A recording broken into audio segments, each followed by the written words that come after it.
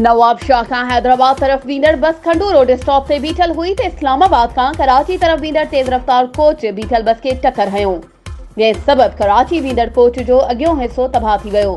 टक्कर लॻण सबबि ॿिन्ही बसनि में वेठल कुझु मुसाफ़िर ज़ख़्मी पिणु थिया। वाक़े सबबि नेशनल हाईवे रोड बंदि थी वियो ऐं रोड ते काफ़ी गाॾियूं बीहिजी वयूं, जंहिं सबबि मुसाफ़िर काफ़ी परेशान नज़र आया।